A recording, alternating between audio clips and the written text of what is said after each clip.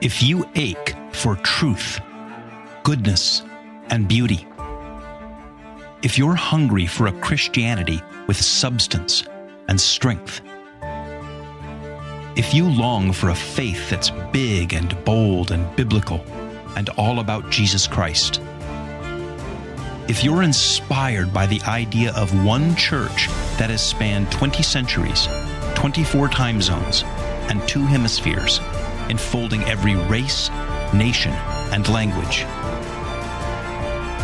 then you're considering Catholicism. Hey everyone, welcome back. Today we are wading into some deep and, a little spicy waters. What Catholics and Protestants believe about sex and sexuality. And believe is part of it, but I would also say what they their attitudes, beyond just like doctrinal positions, their attitudes towards sex and sexuality. And the reason this is coming up is because, well, first of all, I've had a number of questions from listeners. And also I was on X, which is the new name for Twitter, recently. Well, I read a lot. I don't post much, but and there's this one Protestant apologist who's been posting a lot of stuff that I'm pretty sure it's just he's trying to irritate Catholics and get responses. But he was kind of laying into the Catholic Church, and he was calling celibacy for priests an unnatural thing, and he was ranting about how Mary had to have had normal, sexual relations with Joseph after Jesus. It would be unnatural and awful and horrible to think that she hadn't had sex with Joseph. I've seen this before. Some Protestants seem almost obsessed with picking apart Catholic views about sex.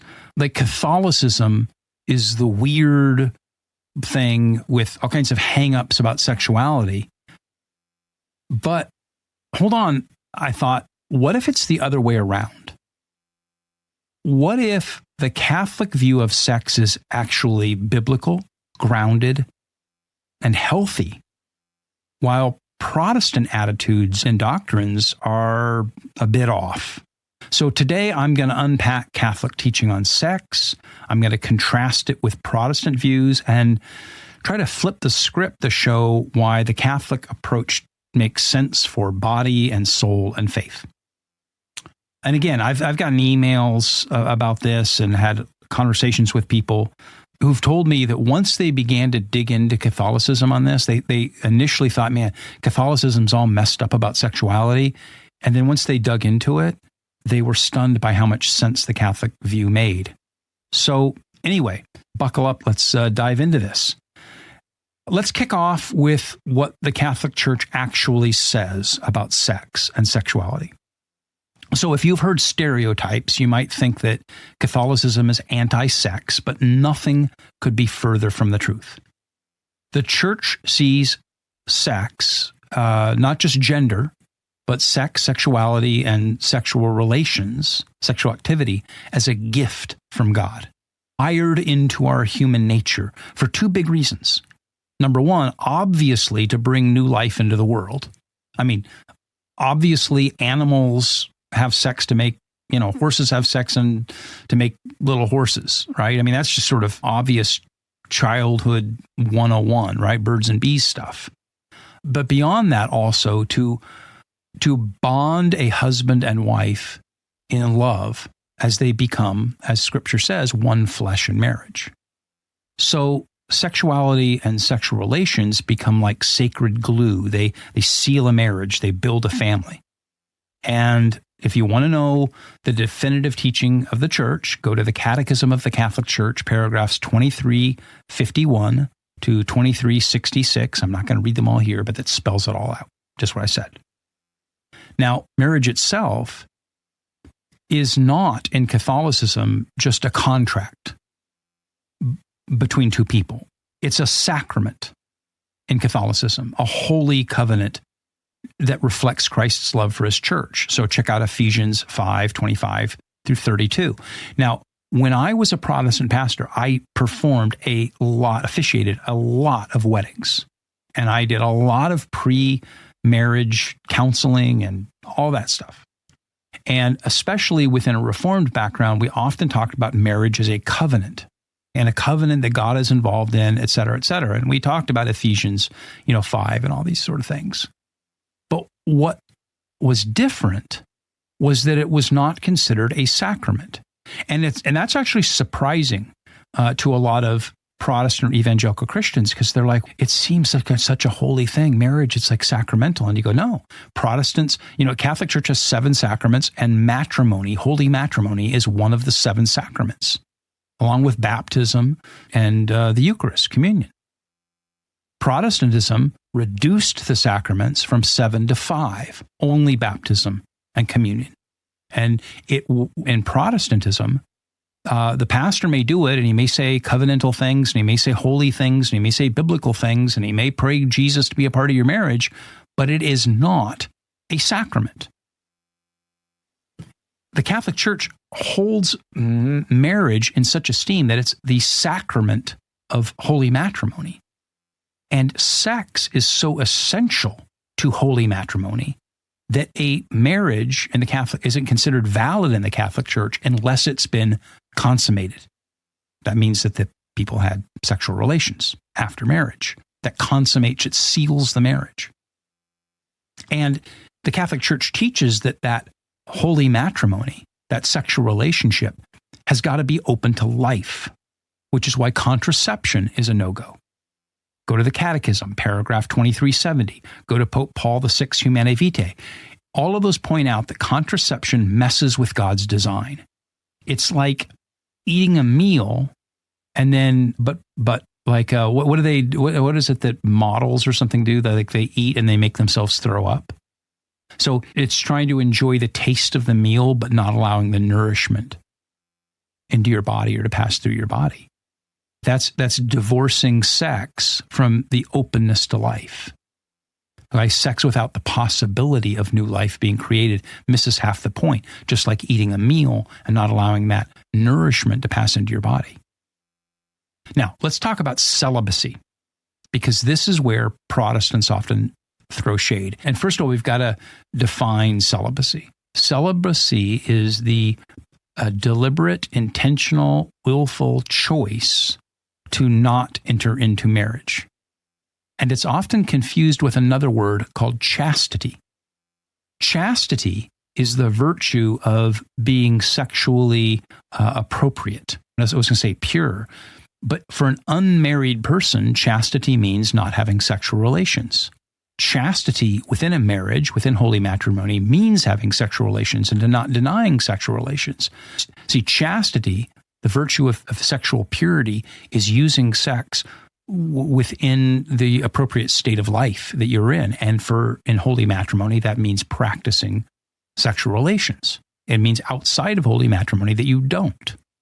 But celibacy is the deliberate foregoing of holy matrimony, not getting married, and thus not having sexual relations. Celibacy is a teaching of the Catholic Church, or it's an option within the Catholic Church, right? And Protestants don't seem to grasp this. So they'll say things like, and I've heard Protestant podcasters and friends and people that I know argue with me, and they'll say things like, if you're so pro-sex as Catholics, then why do your priests and nuns reject sex? First of all, celibacy isn't a rejection of sex. It's a rejection of matrimony. And thus, you don't have sex because you're not married. It's a choice to stay unmarried. It's not anti-sex. It's a choice to remain single for purposes, right? Celibacy in the Catholic Church, it's seen as a gift and it's seen as a sacrifice. And it's very biblical. So St. Paul says in 1 Corinthians 7, go look it up, verses 7 and 8, that he, meaning St. Paul, was given the gift of celibacy, and that it's a way to live fully for God, for him. And he actually says, I wish that others had this gift of celibacy so that they could live fully for God, because he says a married person, their concern is appropriately for their spouse. They need to provide for their spouse, attend to their spouse, whereas those who've been given the gift of celibacy can use that time and energy and devote it fully to the Lord's service. All right. The Catechism, paragraphs 1579 to 1580, calls celibacy a call to love Christ and others in a very unique way. So priests and nuns and monks aren't saying sex is bad. They're saying, I'm giving up this good thing, marriage, so that I can fully serve God and you with my whole heart. Because I am not bound to the responsibilities of a spouse, and I can then redirect that time and energy and space in my life to not only Christ, but the church and serving the people of God. So it's like choosing to skip a delicious dinner so that you could feed someone else. The person who does that isn't anti-food. They're pro-love. If I decide to give a gift of my income to the poor, that doesn't mean I'm against money. It means that I want to share my money. I believe it's a good thing, and I want to redirect it. And that's what celibacy is. Now, some Protestants, and I've heard people say this to me, to my face. I've gotten emails. I've heard podcasters and YouTubers, and I've heard pastors say it from the platform.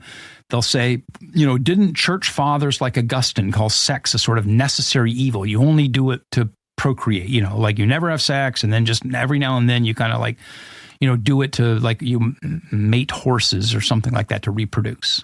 Right? That's a total misread. St. Augustine, in some of his works, various ones, basically what he says is that sex is good when it's used as God intended in marriage for not only procreation, but unity, the procreative and the unitive functions of sexuality within marriage. Now, Augustine did warn about lust, which he says can twist sex into a selfishness, but that's not the same thing as calling sex evil. Now, of course, Augustine, later on, when he converted to Christianity and became a priest and a bishop, himself became celibate as a bishop, which means that he didn't have sex, not because he was anti-sex, but because he wasn't married, and so therefore he didn't have a spouse to have sex with, right? I mean, this should be kind of like obvious, 2 + 2 = 4 kind of stuff, all right? He felt he was called to devote himself full-time to serving the church, to serving Christ, serving God through his ministry in the church. So the church has always held both marriage and celibacy as holy callings. They're two sides of the same coin. In fact, we talk about that in Catholicism, about our vocation. Do I have a vocation to the married life, the family life, to providing for a spouse and children, and is that my vocation in life? Or do I have a religious vocation which calls me to not have a wife and children, or a husband and children? Those are vocations, callings. And then you should live within your calling. So if you're a priest or a nun or a monk, then you live within that calling. You don't have a spouse, you don't have practice sexual activity, and of course a married person does. That's, again, I think this is 2 + 2 = 4 kind of stuff.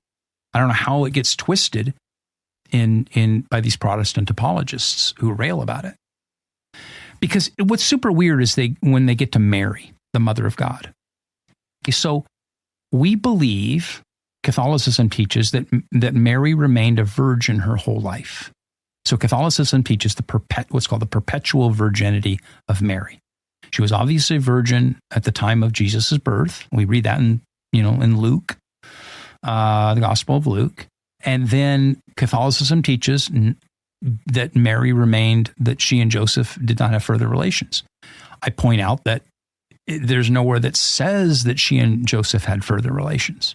And there's a lot of reasons why. I don't want to get into the whole reasons for teaching that right now, because I'd spend a whole episode getting into that. But there was nobody is teaching that Mary didn't have relations because sex is dirty.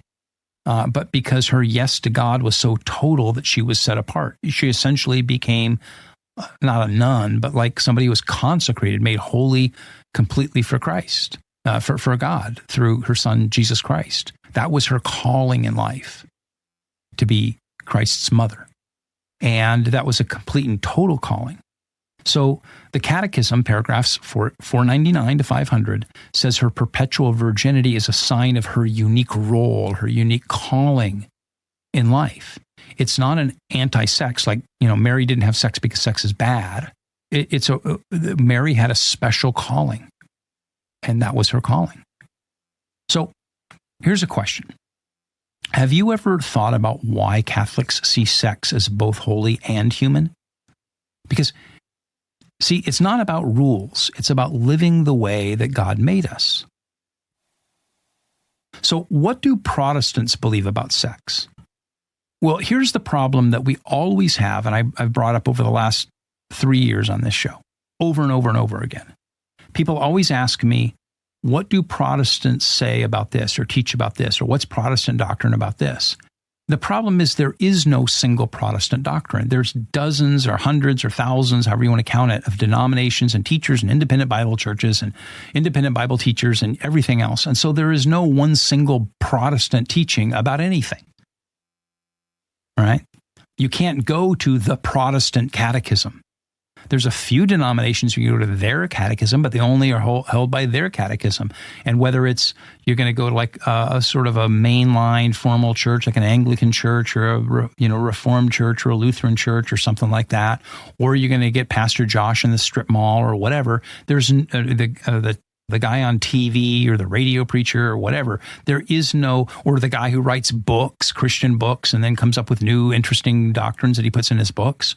Right? There's no monolith. However, as a general rule, there are some clear differences between the Protestant attitudes towards sex and Catholicism, and I think they're worth unpacking here real quick. So first, most Protestants don't see marriage as a sacrament. There are a few more formal, traditional Protestant denominations like the Anglicans and the Lutherans that their language about marriage gets close to sacramental language. For most Protestants, it's a spiritual or civil covenant, but not a divine covenant tied to Christ and the church in the way that the sacraments like baptism and communion are. So it's more like a sacred bond. And that therefore sort of changes the whole vibe, because if marriage isn't a sacrament, then it's easier to see it as breakable. So many Protestant denominations, Baptists, Methodists, etc., allow divorce and remarriage in ways that Catholics don't. I mean, if you look at the English Reformation, the Reformation in England started because Henry VIII wanted to get a divorce, and divorce wasn't possible under Catholic sacramental matrimonial teaching. You can't do it. And so whatever language the Anglicans use that has sacramental tones to it now, their entire church was founded on the principle that divorce is a possibility. The Catholic Church says it's not. So the Catechism, paragraphs 2382 to 2386, say that a valid marriage is for life with no exceptions, unless it was never valid to begin with. And I'm going to have to do another episode soon about annulments and declaration of nullity when a marriage was never valid to begin with. But if it was a valid sacramental marriage, even if it's a bad marriage, it's perpetual and for life. Divorce is not a possibility. You could get a civil divorce, but the church will never recognize that and allow remarriage unless you go through this process of annulment and nullity, and that's a whole other topic. But however, Protestants, from the time of Henry VIII onward, they're a lot more flexible. And that makes marriage feel less permanent. And again, if you understand that the purpose of sexuality is the procreative and unitive function in marriage, then if marriage itself is not ironclad, that opens the doors and opens cracks for sexuality to creep outside of it.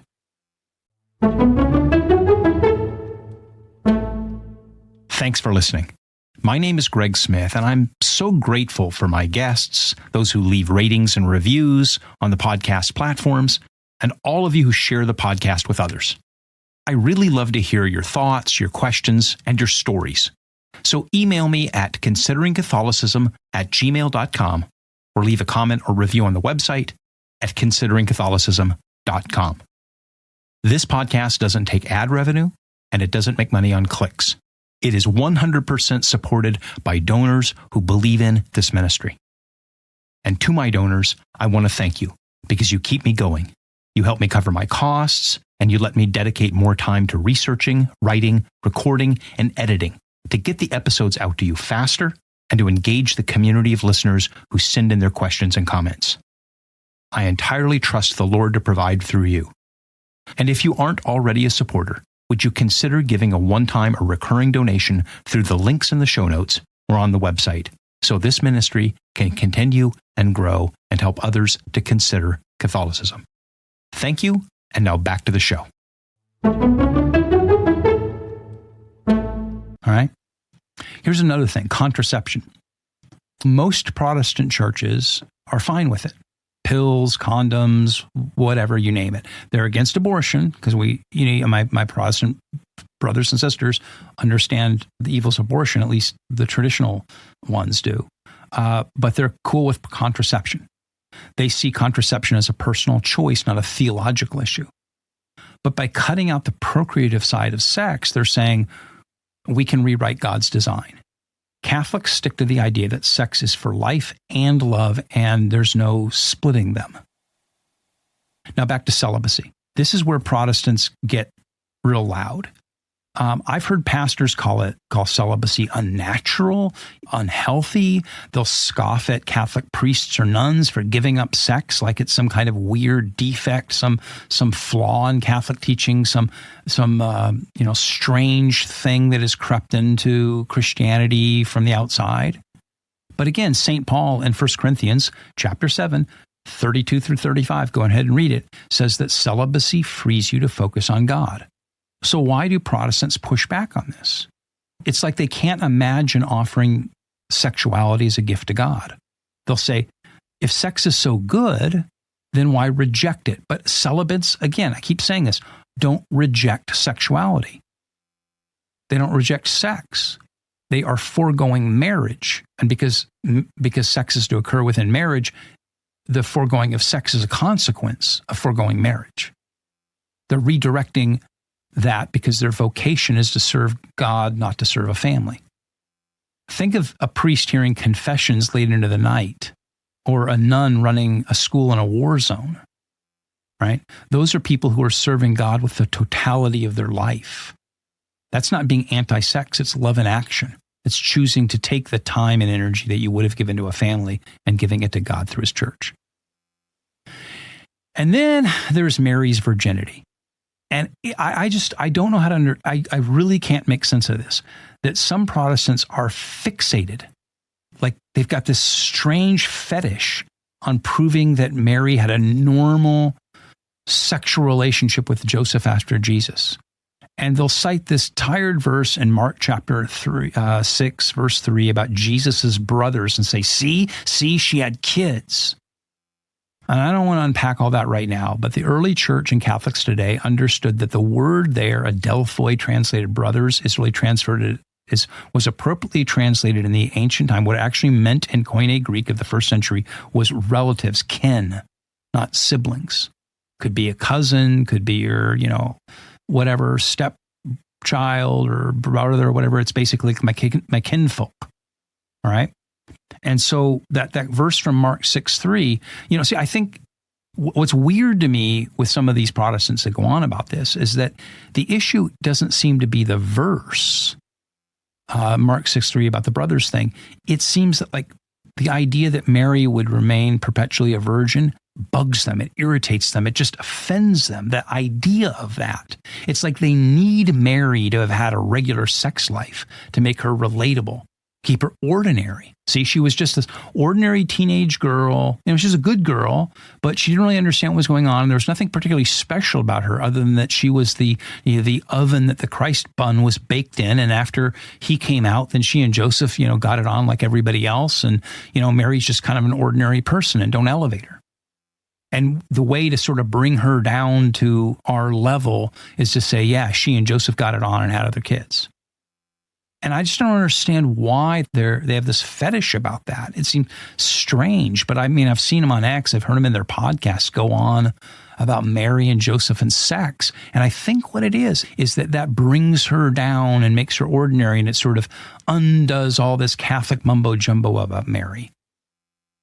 And another thing, I guess maybe the last one I'll bring up about Protestant attitudes towards sexuality. And I don't know whether this is a chicken and the egg thing, pun intended, about sexuality, but it seems like it's the Protestant mainline denominations, but now evangelicals too. It's Protestantism that has embraced all of the same-sex marriage, LGBTQ. Now, not all Protestant churches have, and not all conservative evangelicals have, but man, it certainly didn't come in through the Catholic Church. The Catholic Church hasn't changed its teaching on same-sex marriage, on LGBTQ, but man, most mainline Protestant denominations have, even ones that were fairly conservative until about 10 or 15 years ago. And a huge number of evangelical independent churches have begun to sort of loosen their standards on that. But the Catholic Church, per the Catechism, paragraphs 2357 to 2359, holds that sex is ordered toward marriage between a man and a woman. So Protestants who go this route are, I think, more following cultural trends, not scripture or tradition. And it just seems that all the things we're talking about, this sort of different attitude about sex and sexuality and celibacy and the sacramental bond of marriage and divorce and all these things, and the model of Mary and everything else, it all sort of leads to, let's say, an understanding of sexuality that's more permeable, more malleable. And it has led to, finally, under the pressure of the LGBTQ thing, that it's the Protestant side of the aisle that has folded first. And I would say, folded. I mean, the Catholic Church is never going to fold on this. All right. So, look, here's something to chew on. Notice how Protestant views on sexuality in general often lead to modern ideas rather than, what the Bible or the early church taught. Modernity comes in through Protestantism, whether it was modernity about divorce first and then contraception and now same-sex marriage or whatever. So I want to wrap this up by flipping the script. I think that the Catholic view of sex isn't just biblical. It's better for us, body and soul and society. Because first of all, it's rooted in Scripture. Genesis 1:28 says, be fruitful and multiply. Sex is for life. Ephesians 5:25-32 calls marriage a picture of Christ and the church. It's sacred. It's unbreakable. And 1 Corinthians 7 praises celibacy as a way for some who are called to it to serve God with all of their time and energy. And this isn't made up stuff. It's straight from the Bible and it's straight from Christian history. And it's grounded in natural law. So look at biology. Sex makes babies and it bonds couples, right? In animals and people. That's not a rule. That's just, that the Catholic Church made up. It's just how we're wired, how the Creator created His creation. Contraception, divorce, redefining marriage, they all pull apart what God put together. And the Catholic view says, let's work with our nature, within the nature that God gave us, not against it. And finally, I think that the Catholic perspective on sexuality is good for society. Catholic teaching on lifelong marriage and openness to life builds strong families. Kids get stability. Couples learn trust and sacrifice. It's not easy, but it's worth it. And celibacy, it's not repression. It's freedom for some people who are called to it to serve Christ through His church more completely. Priests, I work with a lot of priests, and they give their lives to their parishes.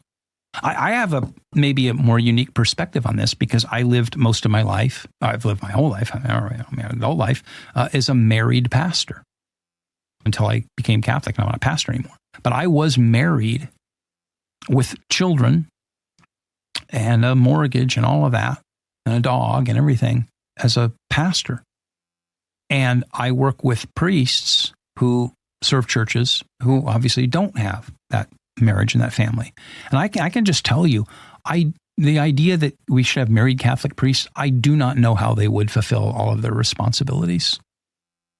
I could not and was not able to do what they do. Because as Paul says in that passage in 1 Corinthians, the married man is correctly occupied with fulfilling his responsibilities towards his family. And as Paul says, kind of a model for Catholic priesthood, it allows him to, I know priests who middle of the night, they're off to anoint somebody at the hospital. Their whole life is structured around the liturgy of the hours, the service of the church, the serving of people, the distribution of the sacraments, the anointing of the sick. I mean, there's a totality of their life given to ministry that just is not reflected, not possible within Protestant married pastors. And so all of that means, Catholic teaching focuses us to be in our vocations. So Catholic teaching for the married and the married vocation builds strong families. It builds strong marriages. It's openness to life. Means that kids get stability.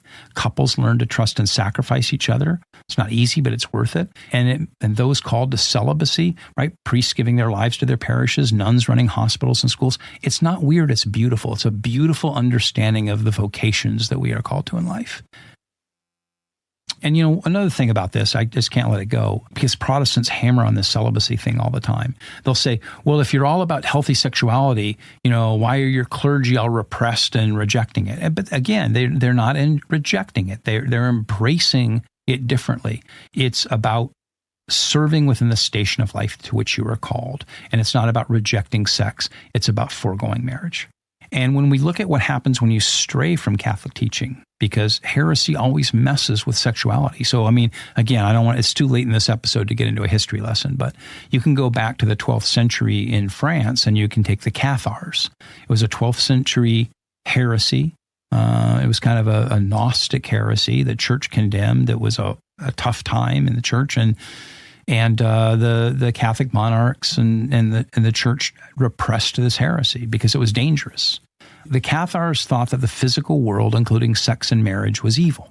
And so the Cathars banned marriage for their perfect members, and they saw procreation was trapping souls in evil physical bodies. Look, that's not Catholicism, and it undermined society. It was like this, it's like pouring acid that would dissolve human society.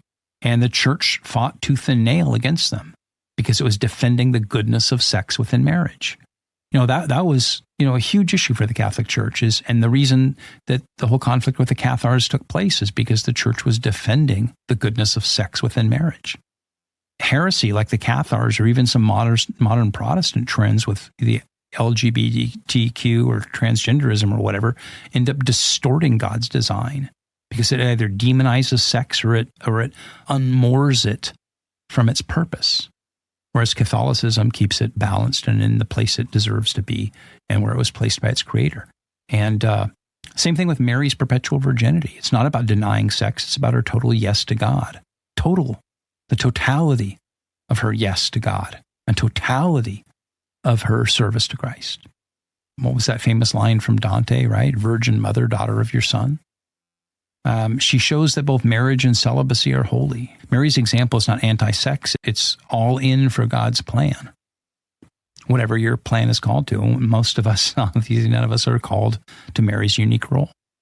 I don't think the Catholic view of sex is strange or restrictive.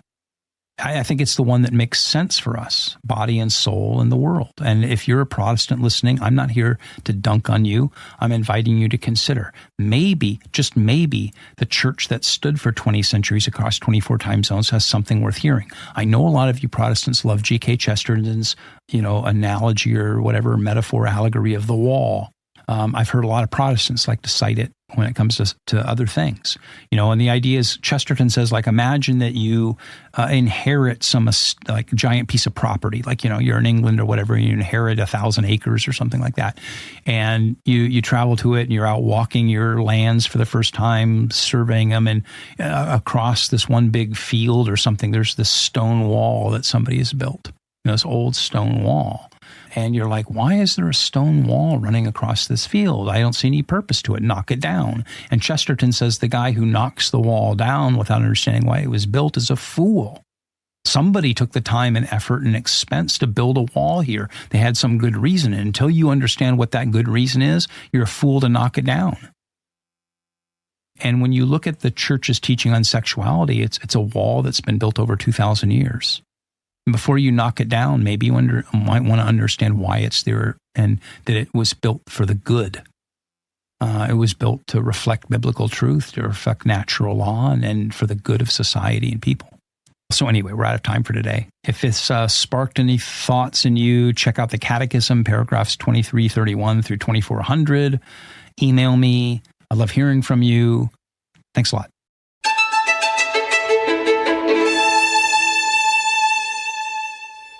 Thanks for listening. We'll be back with another episode soon. But before you go, can I quickly ask you to do 5 things? First, please rate the podcast on whatever platform you listen on. That really moves it up in search rankings. Second, please write a review on either Apple Podcasts or on our website, consideringcatholicism.com. That encourages others who are searching for a Catholic podcast to try this one out. Third, please share it with others. Send them a link or post an episode on your social media. Fourth, please write me at consideringcatholicism.com or leave a comment on our website. I'd love to hear your comments, your questions, and your stories. And finally, this podcast is 100% donor supported. My donors keep me going, they help cover my costs, and they let me dedicate more time to researching, writing, recording, and editing to get the episodes out to you faster. So please consider giving a one-time or recurring donation through the links in the show notes or on the website so that this ministry can continue and grow. And never forget, Christus vincit, Christus regnat, and Christus imperat.